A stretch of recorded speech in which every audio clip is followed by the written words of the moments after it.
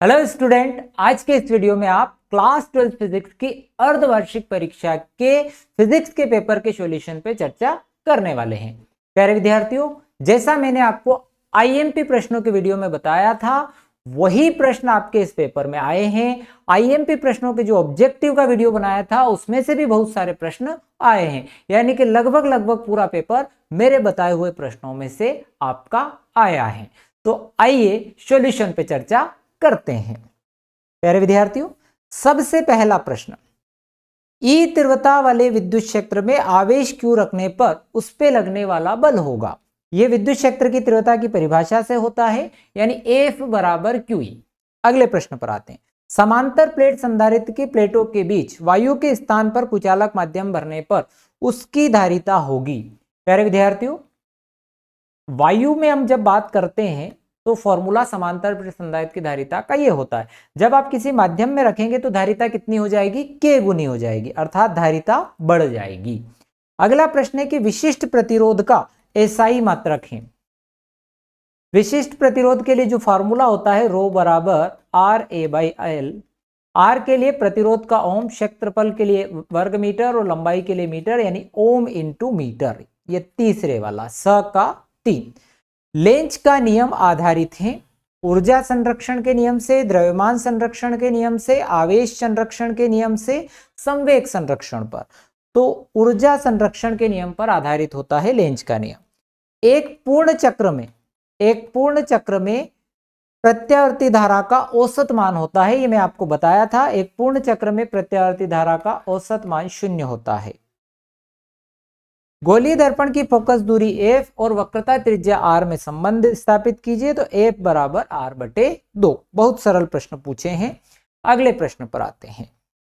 अंग्रेजी माध्यम वाले भी चाहे तो इन प्रश्नों को कर सकते हैं। रिक्त स्थानों की पूर्ति कीजिए, फिल इन द ब्लैंक्स। दो सजातीय आवेश एक दूसरे को, अब ये तो प्रश्न क्या पूछा पर लिख दो भैया, इतना सरल पूछ लिया। दो सजातीय आवेश एक दूसरे को क्या करते हैं? प्रतिकर्षण करते हैं। ठीक है, एक दूसरे को प्रतिकर्षित करते हैं ना, तो एक दूसरे को प्रतिकर्षित करते हैं। 3 माइक्रोफेरेड धारिता के 3 संधारित्र श्रेणी क्रम में जुड़े हुए हैं, तुल्य धारिता होगी।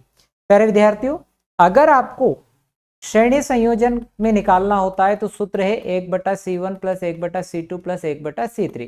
तो आप सभी की जगह 1/3 प्लस 1/3 प्लस 1/3 रखोगे और जब जोड़ लगेगा तो 3/3, यानी कि क्या आएगा बेटा? 1 माइक्रोफेरेड।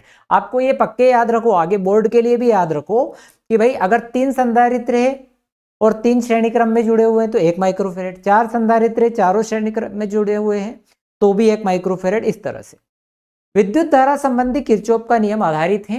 तो ये मैंने आपको बताया था कि जो किरचॉफ का प्रथम नियम है, जो धारा वितरण का नियम है, यानी कि संधि पर मिलने वाली समस्त धाराओं का बीजगणितीय योग 0 होता है, उसमें मैंने आपको बताया था कि भाई dq/dt बराबर 0 करेंगे, सिग्मा dq बराबर 0, यानी q बराबर 0, यानी q बराबर नीतांक, अर्थात ये आवेश संरक्षण के सिद्धांत पर आधारित है।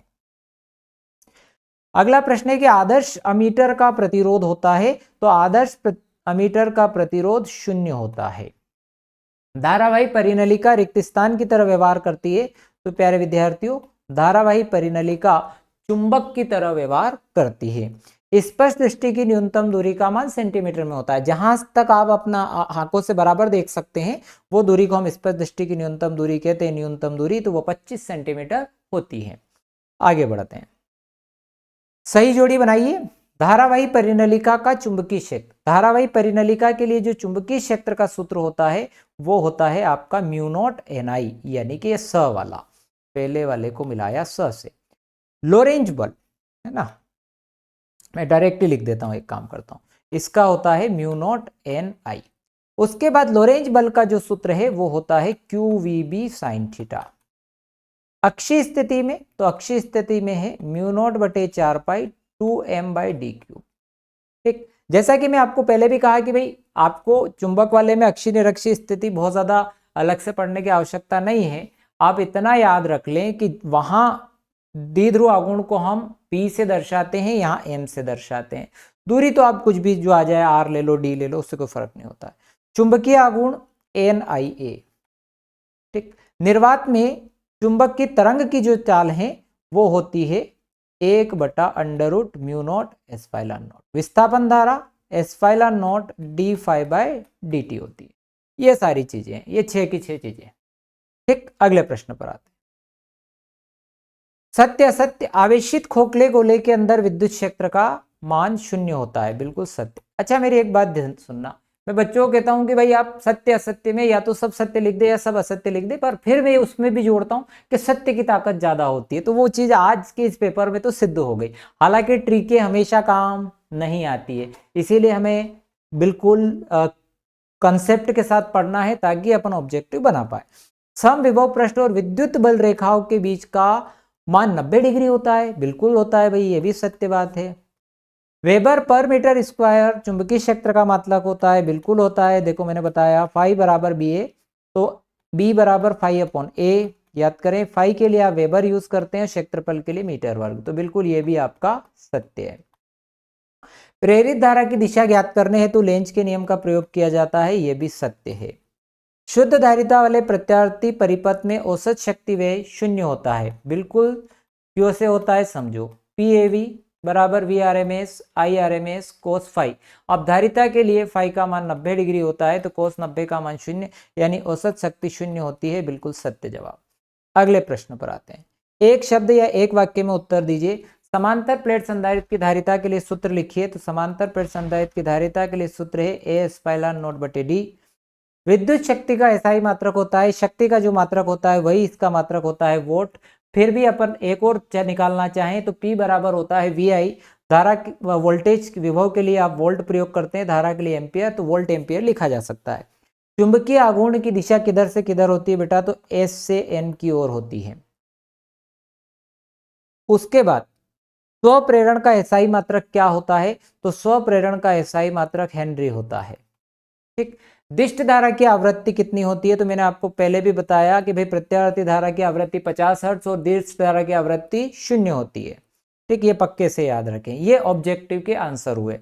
प्यारे विद्यार्थियों, अब बात करते जो प्रश्न हमने बताए और पूछे गए, ठीक है, उसमें बात करें। ठीक है, कि विद्युत बल रेखाएं मैंने आपको कहा था, तो ये उसी का भाग है। उसके बाद ओम का नियम मैंने आपको बताया, विशिष्ट प्रतिरोध भी मैंने कहा था। उसके बाद हालांकि ये कैसे कन्वर्ट करते हैं, जोड़ के कैसे क्या करते हैं, अमीटर को किस परिपथ में समांतर क्रम में जोड़ दिया जाता है, तो ये भी मैंने आपको ऑब्जेक्टिव के फॉर्म में समझाया था। ठीक है, आपको डायरेक्ट उत्तर लिखना रहता है। और वोल्ट मीटर का प्रतिरोध कितना होना चाहिए और क्यों। आदर्श वोल्ट मीटर के लिए मैंने कहा था कि भाई आदर्श वोल्ट मीटर का प्रतिरोध जो है अनंत होना चाहिए। ठीक, और अमीटर को किसी परिपथ में समांतर क्रम में जोड़ दिया जाए तो क्या होगा।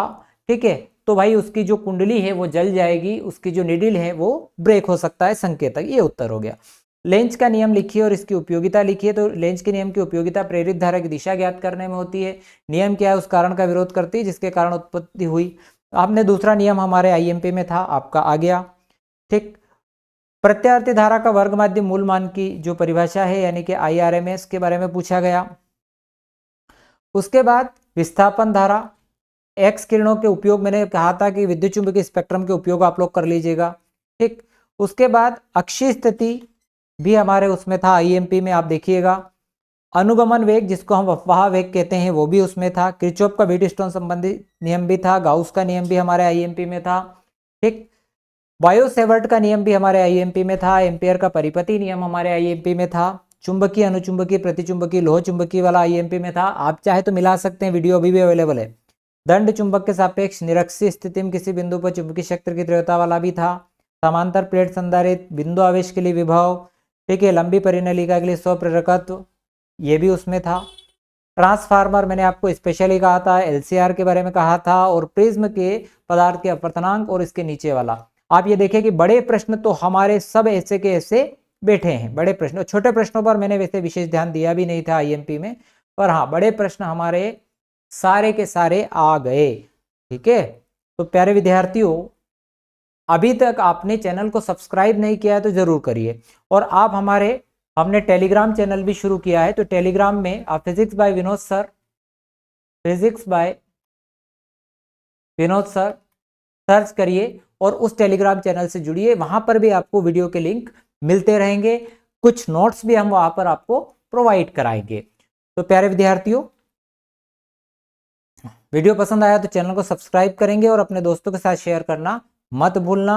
Thank you very much. मिलते हैं नेक्स्ट वीडियो में।